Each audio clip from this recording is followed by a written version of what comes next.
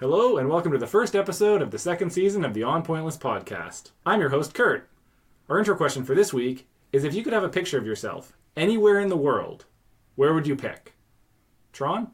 I'm going to go at the base of the space shuttle at NASA headquarters. Ooh. Chara? At a performance of Hamilton the Musical, because that means I got to see Hamilton the Musical. Nice. And Stefan?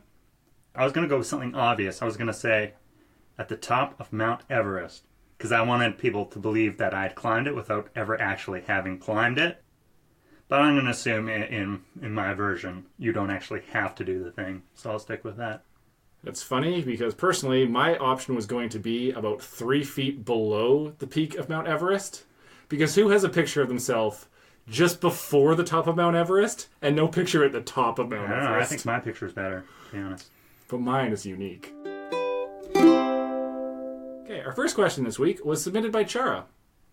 If you were in a Groundhog Day scenario, what one skill would you learn? I would go for learning another language. What language? Spanish. Interesting. Why Spanish?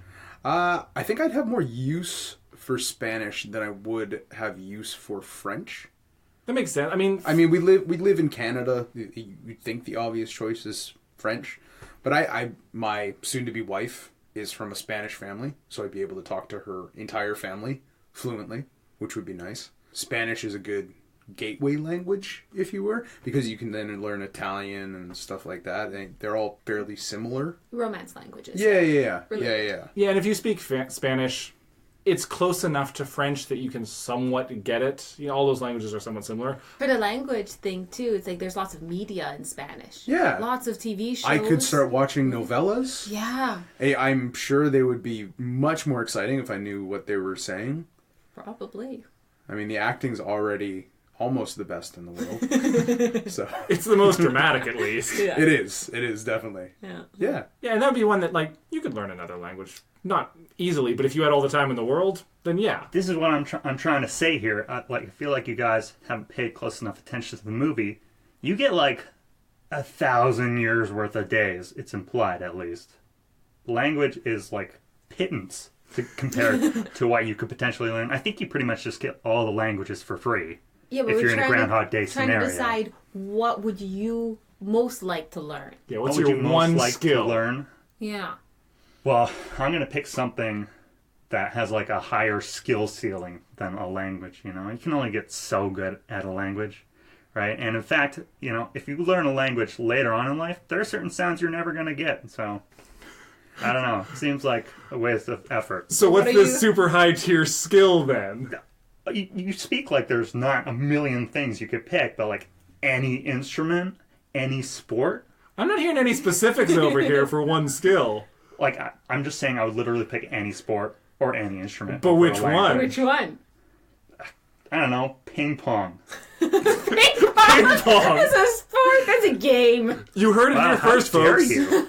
Ping pong is more important than Spanish. Wow, way to completely misrepresent what I said. I'm also coming out speaking Spanish, but I'm also beating everyone in the world at ping pong. Meanwhile, you're just talking to people, and they don't even realize how awesome you are.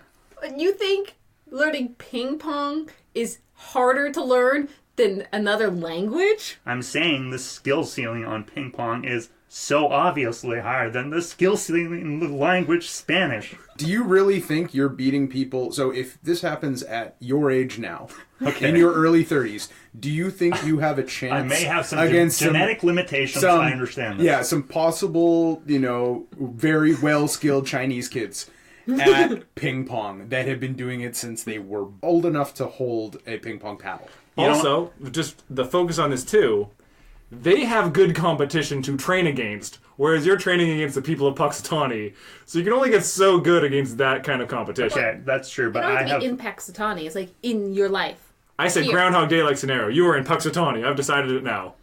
Are you Bill Murray? In the 80s? No, you would be Bill Murray. You're reliving something. Sure. Okay, yeah, I know, Yeah. but like...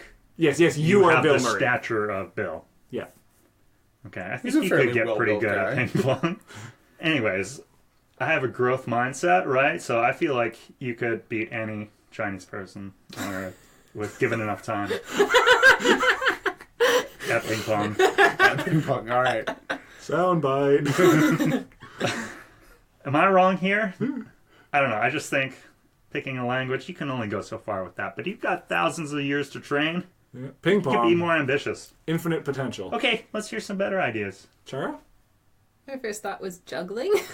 Oh, wow. You trash talked me for ping pong, and you're going to say juggling? Because I was just deciding what's one thing I would like to learn. You were going, I need to learn the top tier everything, Well, which is so much more important than language. I'm not saying juggling is more important than language and or ping pong. I'm just saying that's a skill I don't have. I would like to learn, but I'm not going to be dedicating my life to now. But if I'm repeating the same day, may as well just start tossing a ball. See, I am going to learn how to cook. Because I can't cook. And I'm terrible at cooking. Yes, you are. And life is too busy for me to come home and learn how to cook. But if I have an infinite amount of time, I'm going to learn how to cook. And at the end of this 1,000 years, whatever it is... Hold on. I'm going to stop you right there. I don't think 1,000 years is long enough for you, Mr. Apple Pie Lasagna. Look, at the end of 1,000 years, I'm going to have 10 solid recipes. I'm going to be able to make like an omelet and a steak and another type of eggs and another type of beef and 6 more things. And then at least I can make dinner a couple of nights of the week. Okay, I'm going to say this as somebody that's been in the culinary industry for 18 years of my life. You do not need 1,000 years to learn 10 recipes. You should be able to knock out 10 recipes, cooking every day, even 5 days a week, for 1 year. Without a problem. If you've got an endless loop of time, and you're just like, every day, you're like, I'm going to try and cook that steak again until I figure it out. You're going to figure that out in like a couple of months. The average person will probably figure it out in a couple of months. I once made baked beans and decided, if I put a banana in this flavor will work. You don't have to know how to cook to learn how to cook. You either can't watch a movie, can't watch a TV show, or can't listen to music ever again. Which do you pick? Okay, I'm going to go ahead and say it would be foolish to pick music because TV and movies are so similar to each other, right? I already listen to music all the time. I barely watch movies and TV. So I think movies are normally better quality, but TVs you have more longevity. I'm going to go with not watching movies anymore. Yeah, I agree. There's so much more content in TV than in movies. Yeah. See, I prefer TV to movies, but I don't really care if I can't listen to music ever again. That doesn't affect me as much. I'd listen to podcasts. I don't really care if I couldn't listen to music ever again. But to tell me, okay, I can either never watch a TV show again or never watch the movies that I love, I couldn't cut both of those out. But I could cut out music. Because music is always background. I never sit somewhere with headphones on and just listen to music. I listen to music while I'm doing things. Okay, check this though. If someone's playing music, do you have to leave? No, you just can't hear it. No. Can you hear music in the movies and or TV shows? Because that can be a big part of the movie is that you have the music in it. It's making you feel emotions. No, I think you really blew it this time. Yeah. You can listen. Okay, if the music is like Score? music that's made for the movie, yes. If the music is a song that's playing during the movie, like a soundtrack song, then no. Okay, so every single dance scene in any movie is just going to be awkward, like tapping, You can just hear shuffling. the actors' steps, like when they actually film it versus when they just put the music on after. Yeah, if it's music from a soundtrack, then sure. You can't hear that. Or is it just like silent? I know. I'm more thinking like listening to music as opposed to the petty details of music in the movies. I like focusing on the petty details. Yeah. Are you regretting your choice yet? I'm not regretting my choice. I could easily never listen to a song again in my life. I'm not a huge music person. I'm okay with not listening to music. The only times I listen to music is when I'm driving. But you drive a lot. So I'd put podcasts on. I would probably be a better person if I never listened to music. I rarely listen to music in my car now. I'm like 9 times out of 10, if I'm driving, I'm listening to a podcast. For this scenario, if I'm just not hearing music, I'd need music occasionally. Because it gets you through a day sometimes. Like you're working, music in the background, all that kind of stuff. TV's a constant. There's always new TV coming out. Movies, realistically, there's like 5 movies a year that I want to see. Mm-hmm. Like, realistically, there's blockbuster season and stuff like that. So I'm going to get rid of movies. See, I don't care about the new movies. For me, it's the classic movies that I love. That's fair. I couldn't watch any of those old movies ever again. I would hate that because there's so many details I forget about them. It would just drive me nuts. How often do you rewatch movies, though? Not that often, but having it available, it's like when you think you own a movie and then you find out you don't. And you're like, man, I want to watch that movie. You get that feeling so strong because you don't have that movie and it's not on Netflix. And you're like, I just need to find it. Where's my VHS? Exactly. Like, that was for me with Lord of the Rings. I realized that my brother borrowed the Lord of the Rings movies years ago and I don't have them. And the first one is not on Netflix. And I was like, but I really want to watch it now because I can't. And movies would do that for sure. Whereas if it's like, oh, I can't listen to that album again, I wouldn't really care. That's never come up. I start with my day. When I get ready, I listen to music. When I get to go on my way to work, I listen to music. I tried not listening to music on the way to work. It was so boring. I was like, nope, not happening anymore. Well, if you're listening to nothing, or just noise, road noise, That's that's going to be horrible. pretty bad. I can't stand it. What if you got really into meditation? That would have to be your thing, I think. You could do that. I think it would open up your options. Most of the time when you're listening to music, you're doing it because you're doing a thing that only half occupies your brain. So you're just filling the other half with something pointless. I don't know about you, but if I'm in the car listening to music, I'm singing along like almost 100% of the time. Mm-hmm. I definitely am never singing along to music in a car. Mister, you and I are very different people. Your entire life's goal is to eat as many onion rings as possible. What is your strategy? A couple a day. More than just a couple. But like, every day you have to eat 5 onion rings. I would treat it how people treat rice and have it as a side with every meal. Ooh. So I wouldn't have a ton. It wouldn't be my meal. But whatever I'm eating would be like, yeah, I'll have 4 or 5 onion rings with every meal just as a side. So you're doing 15 a day. So you're going pretty meager here. I'm talking maxing out. Like, that's your only goal, is to eat as many onion rings as possible. Of course, Throughout your whole life, throughout your though. whole life, but obviously you can't eat too many too fast or you'll die young. Yes, cholesterol. But you can't just like slowly consume them either and maintain your weight, or else you're missing out on a lot of potential here. You get so sick of them. There's something think you doesn't have matter. to eat. I think either way you're going to get sick of them. Yeah. If it's slowly or quickly. If you like just, one day a week you binged on onion rings for the entire day and you knew you would have to do that 7 days later. Ugh. Either way, it's going to weigh on you. Say you have a burning passion. Say you love onion rings. Doesn't matter. You'll never get sick of them. Yes, you will. Over your lifetime? Theoretically. If you're Let's trying to eat pretend you 100 a day or more, If you're never going to get sick of them, you're just going to have onion ring salad all the time. And you're going to put onion rings in with veggies. Because that's probably the healthiest way to do it, with no dressing. or just different dressings on it. I disagree. I think you actually want to try and gain a bunch of weight, right? The more you weigh, the more you actually need to eat to sustain yourself. I think you're better off maintaining like a pretty high weight and just eating a ton. So just killing yourself quickly.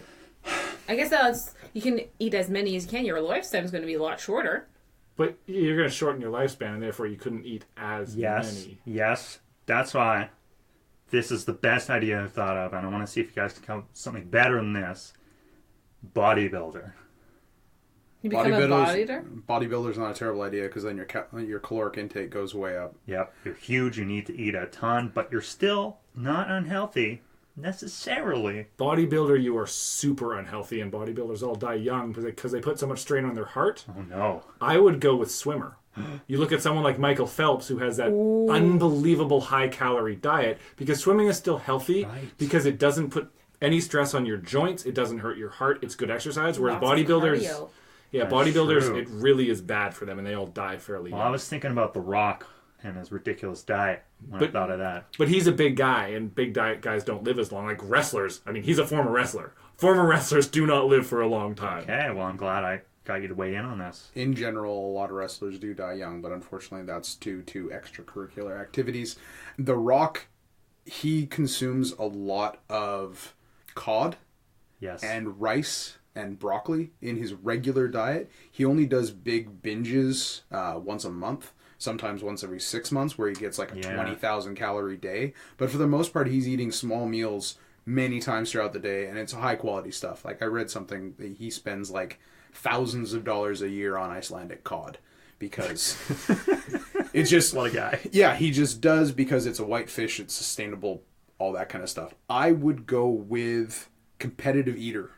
Ooh. I would go with competitive eater because then I'm spending time throughout my week learning how to expand my stomach. The normal human stomach holds 2 to 3 pounds of food.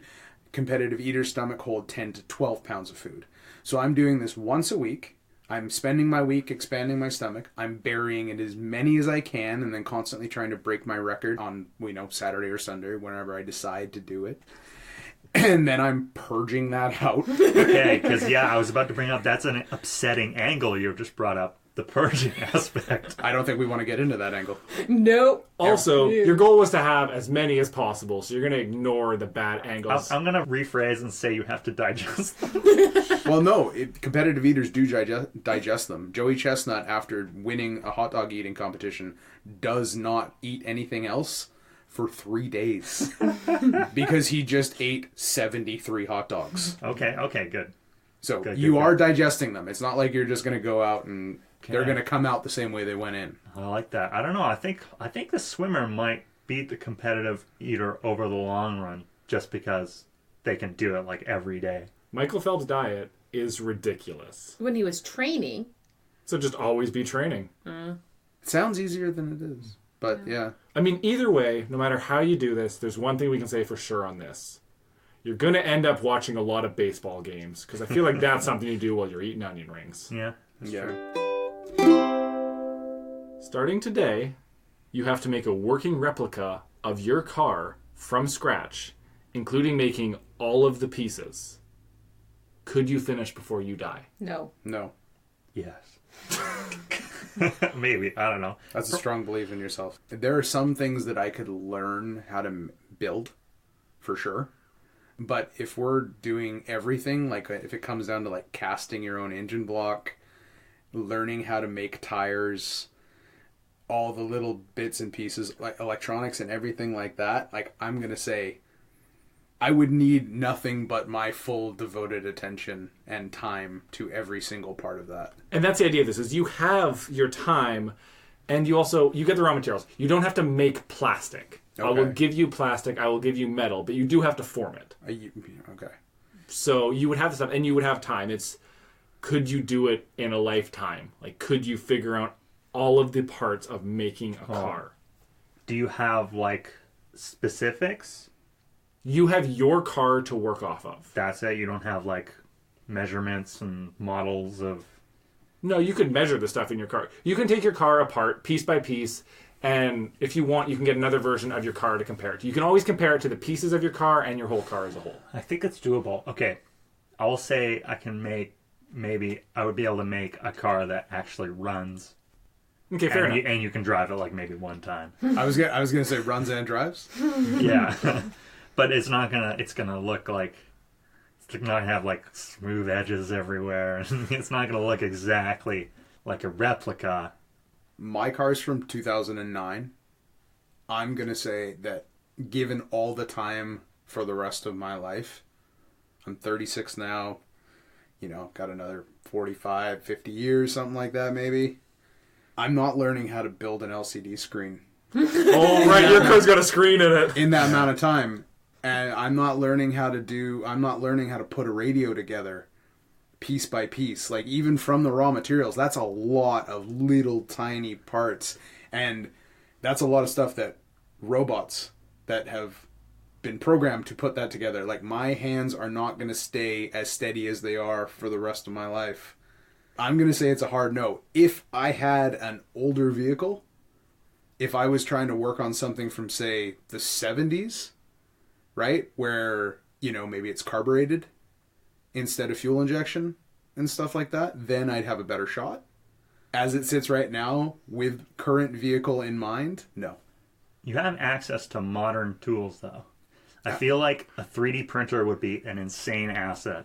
It would be. I completely agree with you. If you could just, like, put that together, but it'd be so hard. And putting all those little pieces together and fitting them all together, I don't think I'd be able to do it as one person learning how to do everything. Yeah, there's a reason why Ford started the conveyor manufacturing and why we have so much production now. Yeah. It's because everybody just does one step at a time. You perfect one step. Well, and that's what I thought was interesting about this question is, like, I was thinking about the amount of technology we use that we don't understand and that one person couldn't build. And I thought, well, what about a car? Like, you know, really good car people could build a car, but they couldn't build, like, the current common car. No. Yeah, most people like restore classic cars or something like that. And most of the time for that, they source different parts from different places to build it all together. Well, not only that, like a lot of those things come pre-assembled for you. Like if you want an instrument cluster for your car, so the speedometer, tachometer, oil pressure gauge, gas gauge, all that kind of stuff, it's already in one pack. It's been pre-wired. All you have to do is plug those wires into your main wiring harness, and they will work. Right? I'm not learning how to put that instrument cluster together and figure out how to make that work with the rest of the electrical in the car. Do you think you'd be able to make a moving engine vehicle? Not necessarily a car. Yes, not with all those motorcycle. things. Yeah, just building something that you can make. Like, not an actual car with all the gizmos and gadgets, but, you know, like the soapbox cars, but mechanical. Yeah, that's what I mean. Like an older vehicle, yes. An older vehicle, sure. Yeah, I could learn to do that in my life. I don't know any of the steps of that right now, but I'm confident I could figure those out and do it. Just like a simple engine and make a car work. I'd probably lose a few hands in the process, but... Just as long as it's less than a couple. You were given $1,000 to invest in anything. Where does the money go? Can I go back in time? This is too close to home. I think. I have $1,000. What should I do? I don't know. Tesla's hot right now. Bitcoin. Bitcoin's coming down. Yeah. I'm going to buy 1/180th of a Bitcoin. I don't know if you could get much in any big companies. Probably wouldn't get you that much. $1,000. Let's get you $1,000 worth. Like, what's Yeah. a company that you think is going to do really good right now, or a product, or a thing? I've been waiting for 3D printers to take off. You're going to be waiting a long time. No. That's the next big thing. 3D printers, that's your thing? Nah, man. I would invest in water. Yeah, water's a good one right now. Like, I'd buy a lake. Or, like, a Yeah. property with a lake. In some way. Some portion of a property with a Get lake. the water. Land are you going to buy with I don't want lake. I want $1,000? water rights. Water rights, that's fair, right? You invest in some form of portion of water rights. Yeah. So if you just go on, like, you find somebody's property that has a lake, and you're like, "Excuse me, do you mind if I buy your lake off you for $1,000?" You have to go all the way up to the source. Okay, perfect. People go up higher and higher. Right. The that's the mountains. I'm going to buy the waterworks. It only cost me $200. I don't think cannabis would be a bad idea right now. That's a decent idea.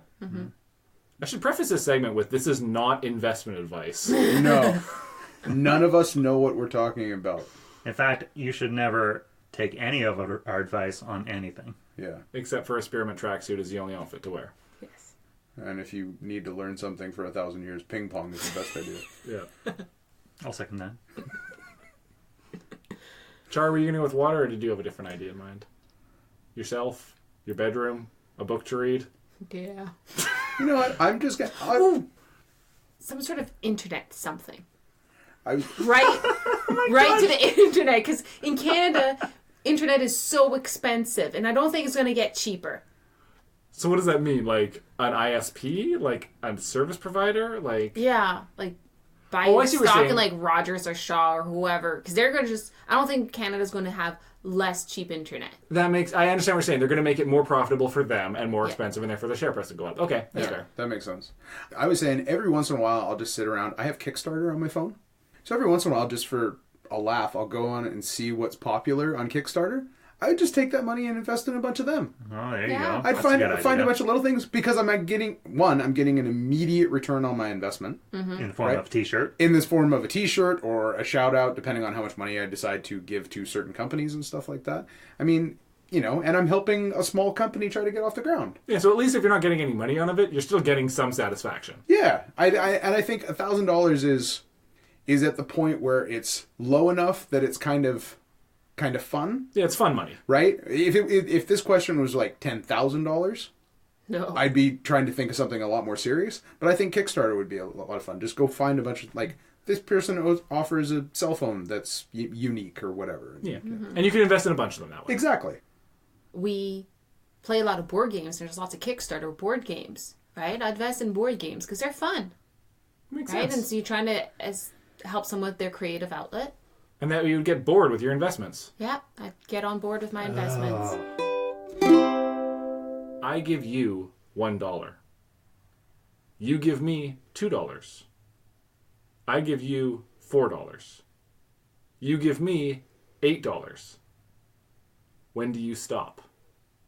So the risk is that every time you give the person money, they give you double back. But at some point, they're going to stop. So you want to stop before they would so that you get the money. Without having to owe them money. Because, like, to me, sure, you give them 2, they give you 4 back. Like, because the thing is, you're only on half the money, right? If I give you 4, well, you've just given me 2, so I'm only on $2. So at $8, sure, it's on 4, you're going to do that. 16 for sure. But when it gets up to, like, $128, do you want to give them the $256 and possibly be on $128? Like, how far do you think this thing is going to go? I'm pretty sure, game theoretically, you're probably supposed to stop after you get $1, just immediately. Any amount of money up is a win. Yeah. Kind of thing. But that's no fun. Okay, well, change your question. Well, but if you were playing this game, like, versus somebody, like... Okay, say I'm playing against someone I think maybe doesn't know the optimal strategy. What if I was just playing against you, and then I get to keep all the money anyway because we're married? Marriage makes questions boring. Yeah, you guys should get divorced and then... Then we Don't could ask have the like questions. a fourth of the money left. But yeah, say you're playing against a stranger, right? Because they're going to be greedy. They're going to think, I can throw 256 in, and this guy's he's going to double it. Okay, I see. I would base my entire strategy off assuming that the person I'm playing against, if I don't know them, is Complete stranger. going to be greedy, Yeah. right? Because they're automatically going to think, I want to get maximum points. I'm going to shoot low, but not too low. Let them get into a rhythm. Once it crests like $20, maybe 30, somewhere in there, You can keep it that low? I'll just walk away. I just bought myself dinner. See, I think the average person, people like round numbers. That's true. And since it's doubling, so it's going to get to 128 and then 256, so then 512. I think most people are going to try and make $1,000 off of this. Right. So I think you cut off at 512. I think that's the point where you're not getting your money back. Is when you give them the $1,000, that's when they're not going to give it to you. Totally going to depend who you think you're playing against. But if you're It's so variable. Based, like, if you're playing against someone, like, really confident, maybe you can eke out a bit more. But if you're playing against someone who you think is going to be conservative, you probably shouldn't even go for more than, like, $50, like Tron said. Yeah, if you're playing against somebody conservative, you probably wouldn't even want to. You want to get that thing above $10. Yeah, because you also lose the money half the money. should you lose. the For game. sure. Whatever your last bet was, you lose half of that money. Yeah. So how much are you willing to invest? I'm willing to invest $20 so I could get 40, so then I still only get $20. Yeah, because you're basically making a bet against the exact number. You can only gain exactly what you're willing to risk losing. Yeah. But people aren't going to think of it that way. But it's what's your risk tolerance? Because for me, I think I would go up to $512. Just every time versus everyone? I think so. That's my risk tolerance. I'm going to go $512, and I think I'm Well, going to win. you're going to get fleeced, my friend. But 512, you're walking away with $512, but you did 256 of it. Yeah, no, you're only getting half that money. Yeah. But you're only risking half that money, right? If I give them $512, they just gave me 256. So I'm only losing 256. That's. Approximately. I think you're off by one there, one way or the other. I think there's also a possibility that you're going to confuse some people with the question. They might not think of that $1,000 point, right? Yeah, they're just going to be like, oh my god, it's doubling so much. It's getting Yeah. I think after the 256, people are going to be like, this is going to be way too much money. You get to 500, they'll be like, no, never mind. Yeah, when you're talking about, like, you get up to $500, you're talking about, like, half of some people's rent, a third of some people's rent, right? Like, that's a pretty solid chunk of change. I think some people are going to back out before you when they start seeing that number. Maybe a car payment. If they hear it the same as a car payment, right? If you get it somewhere into, like, the mid ones, right? Like you get to 128, they hear that as like half of their bi-weekly car payment or something like that. They're like, no, I'll just pull it. See, and that's where I don't think it's... To me, people have $1,000 as a figure stuck in their brain. And I think people want to win $1,000. I think if you win less than $1,000, you can brag about it way less than winning $1,000. You'd be right, I think, if you weren't to lose the money. If you lose. Fair. So if you said it was like a radio show Yeah, like- where it rotates back and forth.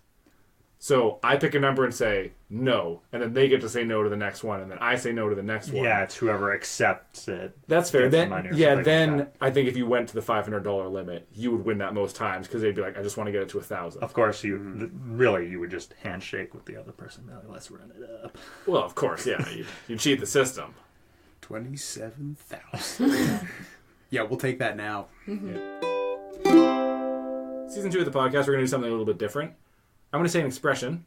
Everyone's going to tell me where they think that expression came from, and we're going to see if we're right. So our expression for this week is knuckle sandwich. You're going to give someone a knuckle sandwich. Where did that come from? Brass knuckles. I don't think so, man. You put it between pieces of bread and then punch someone with it. So you make a sandwich out of your hand with brass knuckles and punch someone? Yeah, you wouldn't know what was in it. It was like, here, have this. And I go, what's this? Bread? Brass knuckles? And you punch them and the brass knuckles will go through the bread into their face. I'm going to give a serious guess. It's from the gangsters in Chicago, Al Capone time. That's what I'm going to say. Way more specific than I thought we would have to be with this. I'm Yeah. just going to say I assumed it's when you punch someone directly in the mouth. It's like, I'm going to feed him a knuckle sandwich. Boom. So your knuckles are going into their mouths. Basically. I was figuring something along the same lines. I'm going to say it was a term that was coined from like an early boxing announcer maybe or something like that. Because he was like, oh yeah, he punched him right in the mouth. So he gave him a nice knuckle sandwich. Something like that. But yeah, same idea. Yeah, so teeth biting down on the knuckles makes it a knuckle sandwich. Yeah. Well, I mean, maybe you don't have to bite. Well, yeah. Well, I looked this up before, and that is actually the correct etymology of that expression. Is Yeah, punching Al someone Capone. directly. You didn't say which one was correct. You said, could have been mine. Yeah, punching someone directly in the mouth. Not putting your fist between two slices of bread with brass knuckles on. What she did say, putting brass knuckles between two slices of bread and feeding it to somebody first. Yeah. So I don't know if you're just taking brass knuckles on your fist and then putting Yeah, putting bread bread in around between. it, and you're like, oh, what's this? Here The you go. bread is there. I'm not worried. Yeah. That person just has bread on their knuckles. He's just handing me And the then sandwich very oddly. And fast. I really wanted to feed me. I'm not that hungry. I wonder what the hell she thinks a club sandwich is. That's everything we had for you today. Thanks again for listening to the On Pointless podcast. As always, you can follow us on Facebook, or you can check us out on Spotify, where we are available. Thanks again for listening. Bye. See ya. Bye-bye. Adios.